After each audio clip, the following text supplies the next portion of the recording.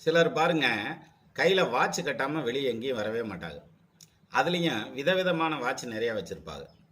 இது யாருக்கு? யாருக்கு அந்த ஈடுபாடு ஜாஸ்தி அப்டின்னா, இப்போ சுக்கிரன், சனி ஏதாவது ஒரு விதத்துல கனெக்ட் ஆயிருச்சுன்னு வைங்க. அவங்களுக்கு இந்த வாட்ச்ல ஈடுபாடு ஜாஸ்தியா வரும். ஜென்ஸா இருந்தாலும், லேடீஸா இருந்தாலும். என்ன லேடீஸா இருந்தா வாட்ச் மட்டும் இல்ல. வாட்ச் மாரி கையில போடுற பிரேஸ்லெட் ஆகட்டும், அல்லது ஒரு 4, 5 கயிறு கட்டுறதாகட்டும் எல்லாம் கட்டிக்கிருவாங்க. சரி. இது எப்படி? சனியும் சுக்கிரனும் சேர்ந்தாப்புல இது வந்துருமா? அப்படின்னாக்க வரும். எப்படி வரும் அப்படின்னா, சனி காலம் காட்டக்கூடியது. ஒருத்தர் காலமாகி விட்டார் அப்படின்னு சொல்றோம் இல்லையா? அப்படின்னா என்ன அர்த்தம்? மூச்சை நிறுத்திக்கிட்டாருன்னு அர்த்தம். சனி தானே ஆயுள்காரகன்.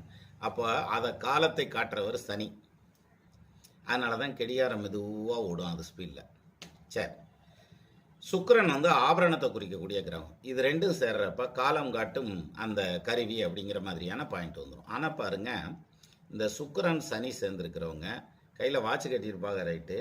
நேரம் தவறாமை அப்படிங்கிறது மோஸ்ட்லி மோர் தென் 70 ஆர் 80%, சிலர் 90% கூட ஃபாலோ பண்ணுவாங்க. அது அவங்களுக்கு பெரிய சக்ஸஸையும் கொடுக்கும்.